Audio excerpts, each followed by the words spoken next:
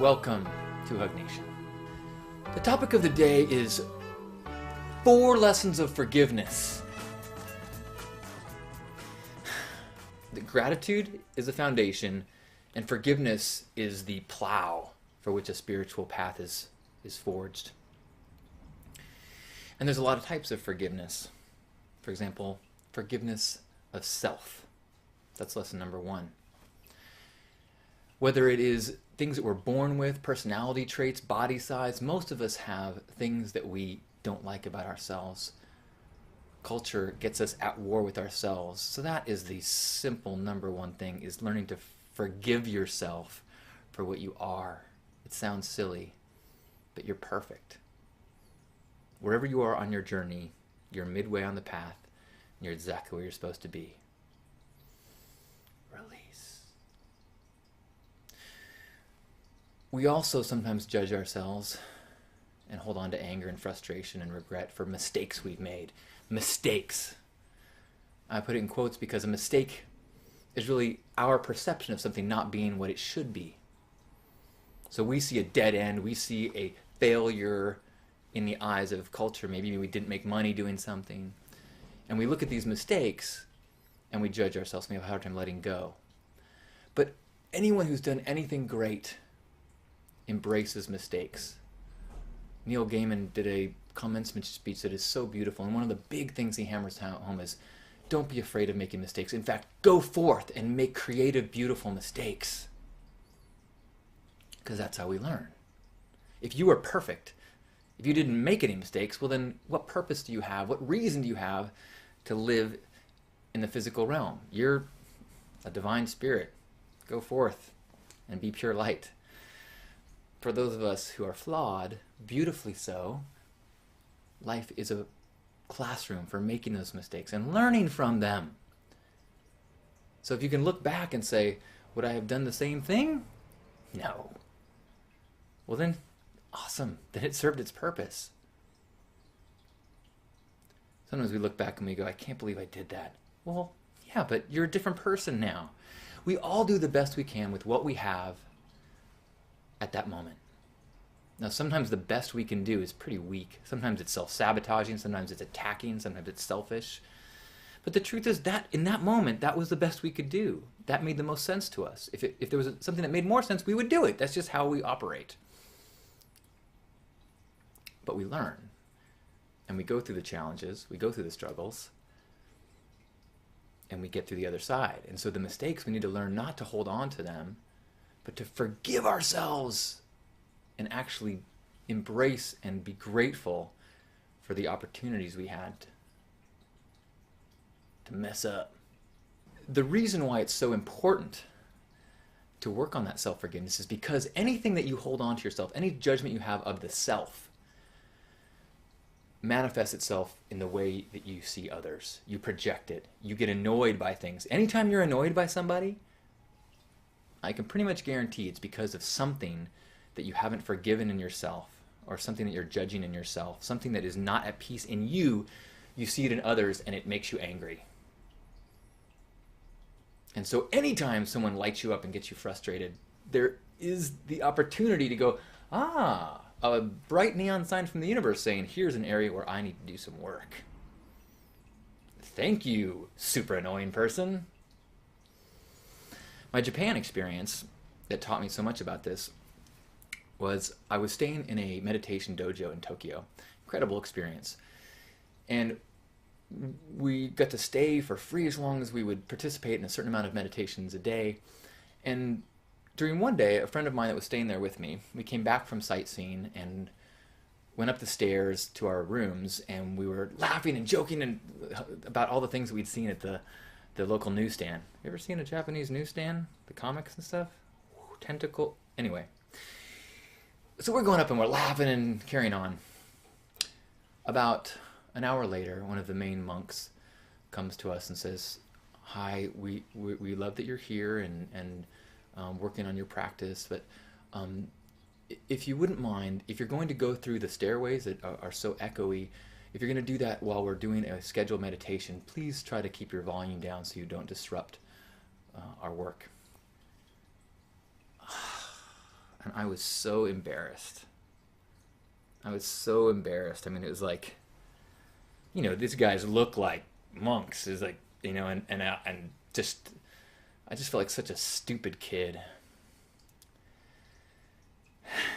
Fast forward 20 years later, I'm going to lectures by Jacob Glass. And the way he does it, he starts it with a meditation and then goes and starts a lecture. And I always made a real point to get there in time to get a seat before the meditation. Or if I showed up late, when the meditation was started, I would stay outside the room and wait until it was done, because I didn't want to, bump people or disrupt anyone or make noise or shuffle around while people were trying to focus on their meditation. And since I had made such a point to be there on time, inevitably somebody would get there late, traffic or whatever, and I would always hear people, like shuffling or trying to get a seat, or bumping on my knees as I'm sitting there as they're getting to their chair, and I was so angry, and I would get so like, come on. And after about a year of this anger, which is a great way to spend a meditation period, let me tell you, I had this flash of memory of that Japanese dojo. And I had this awareness, oh my gosh, I still feel guilty. I have not forgiven myself for that disruption. And so anytime I see somebody doing a disruption of a meditation, I take all of that and I project it onto them. And so in this meditation, I was like, okay, I was a college student. I didn't know any better. I didn't do it again. I forgive myself. And immediately, this huge barrier was gone. And this wall between these people that were disrupted and me was gone. And suddenly I was able to love them. And I was able to wrap them in a warmth and a loving and saying, oh, you don't know any better. If it meant enough to me, I could approach them. But it didn't mean enough to me anymore. Suddenly, I heard them and I would go, what a reminder of where I was on my path at one time. And that process of self-forgiveness allows us to remove the barriers to our connections to everyone. That's, in many ways, the process of life. Self-forgiveness and other forgiveness, so that you remove all those barriers and allow the love and the joy to flow and connect you with people. So, speaking of forgiving others, that's forgiveness lesson number 2. Forgiveness of others. You probably know the Buddhist saying, holding on to resentment and anger is like holding on to a burning ember in hopes that it's going to punish the other person. And it's so easy to forget that.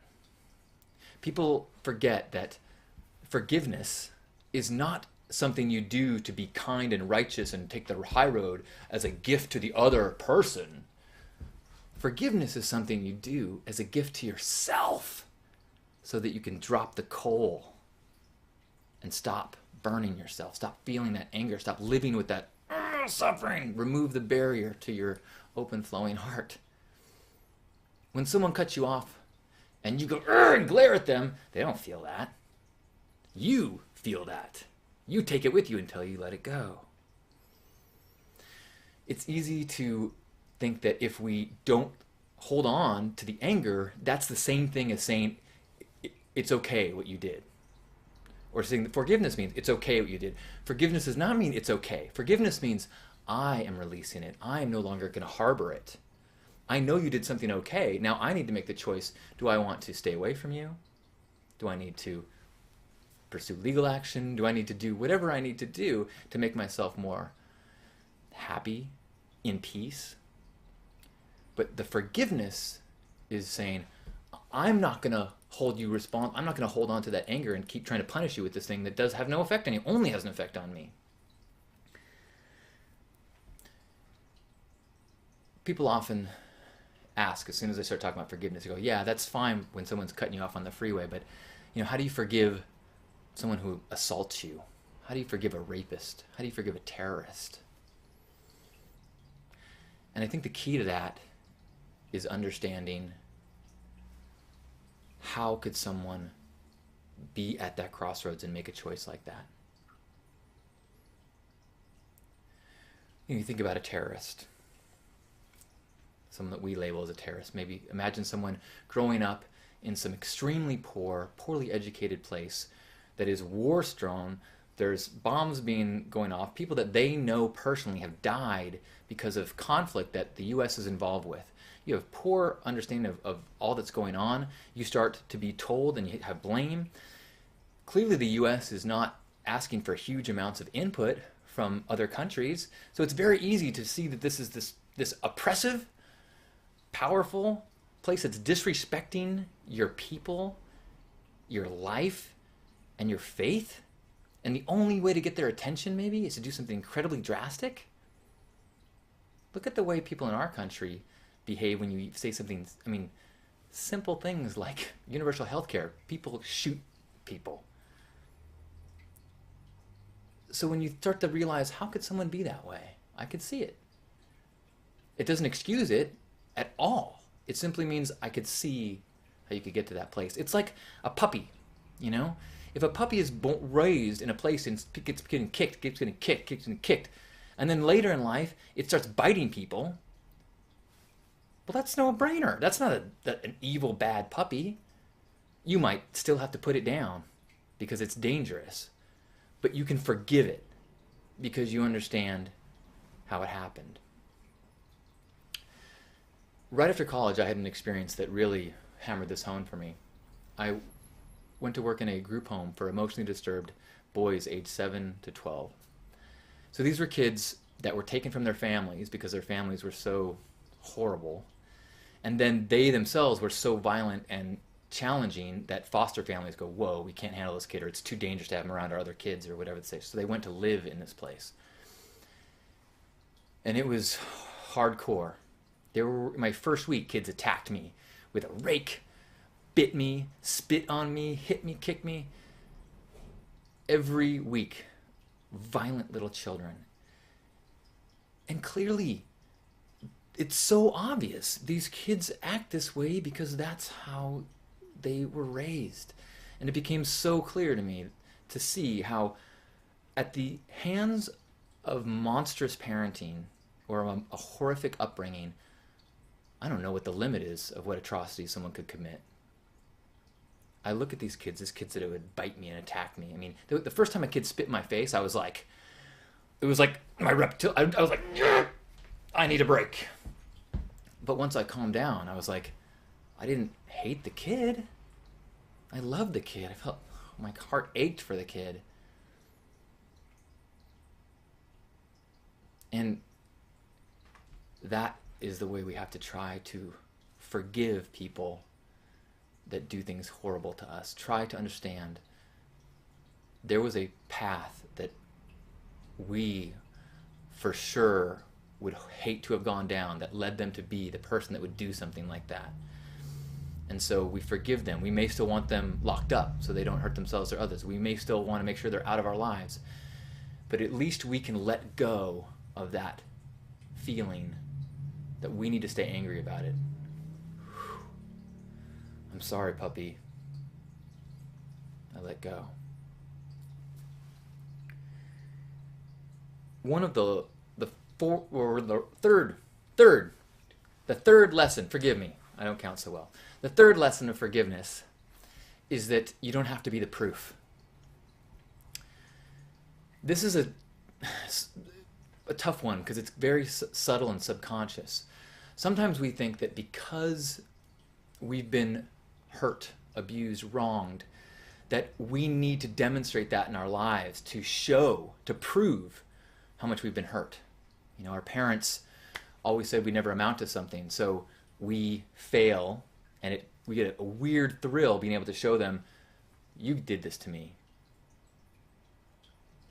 You have a bad relationships and you blame somebody, you did this to me. It's your fault. And there's this subconscious feeling like, if I actually thrive and succeed, it will almost be like excusing what they did to me. It'll be like, they can look at me and say, oh, what are you complaining about? You turned out fine.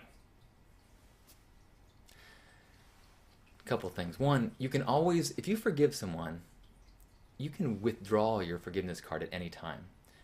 If you decide that you want to go back to being angry at someone, feel free. It's not like you give up all rights ever to be angry about something. It's just you realize, I'm tired of carrying this burden. I don't want this to be a part of my life. And you know what? I'm going to thrive. Not because this didn't affect me, but because I'm so strong, I'm doing so much work, I'm going to thrive in spite of all this. And maybe someday I'll get to a point where I can say, you know, in a huge, big way, I am thankful for these experiences that led me to this path where I am right now.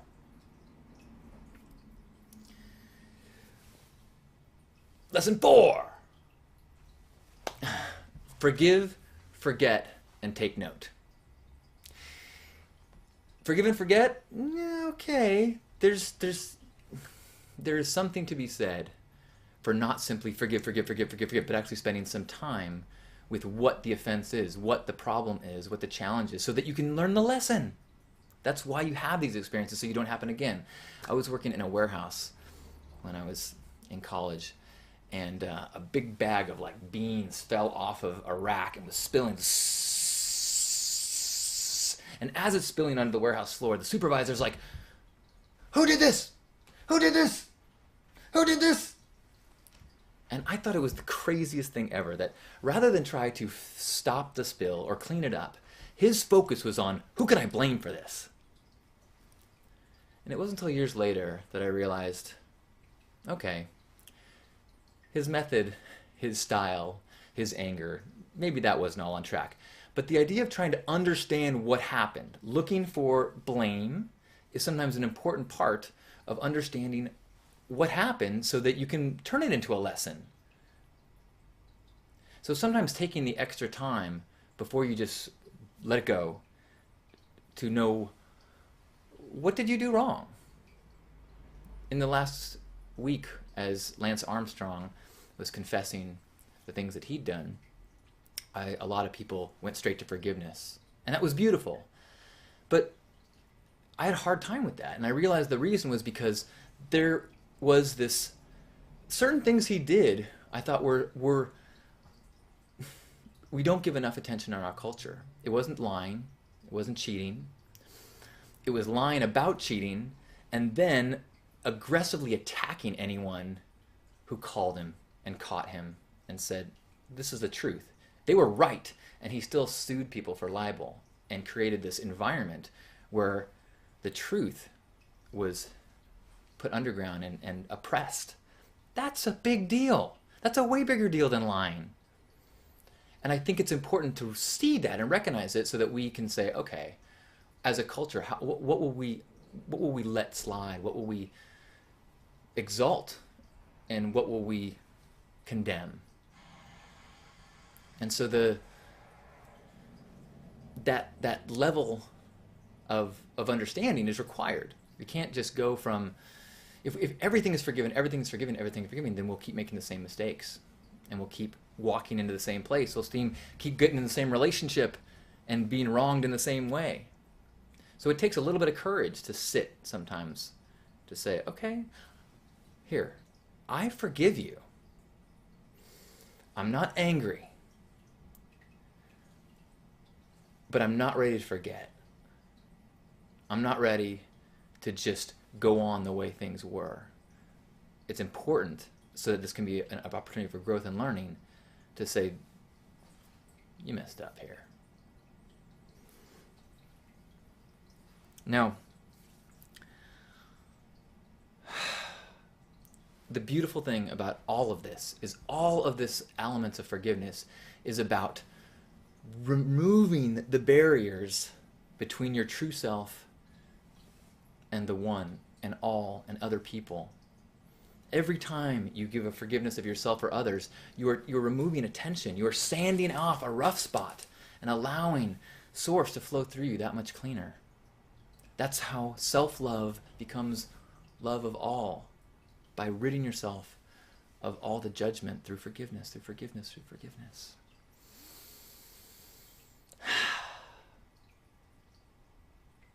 Let's have a Hug Nation hug and hammer down solidify, hold in, squeeze.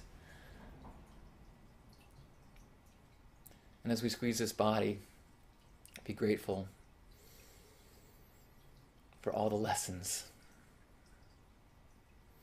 for all those that we've had to forgive, all the mistakes that we've made, and all the times that other people have rubbed us wrong. All of these have been our classrooms. All of these have been our lessons. All of these have gotten us to a place through struggle, through pain sometimes, through suffering, to learn, to deal with our karma, to come out as more free and open and loving and peaceful beings. So as we forgive ourselves, we forgive all those that have rubbed us the wrong way, been in our way, been our obstacles, been our enemies, for they played the exact role they needed to at that time.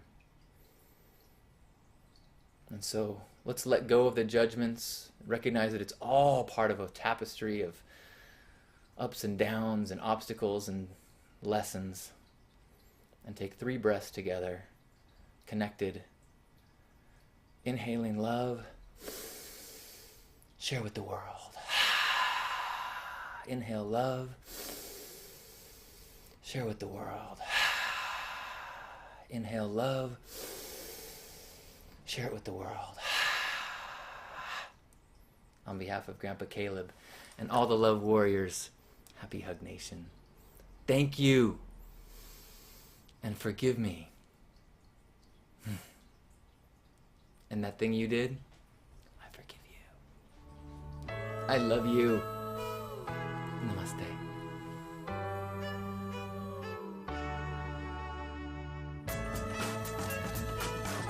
Thank you for watching. Thank you for being you. Please subscribe and share your vibe every week. I love you. You only live once. Enjoy the color.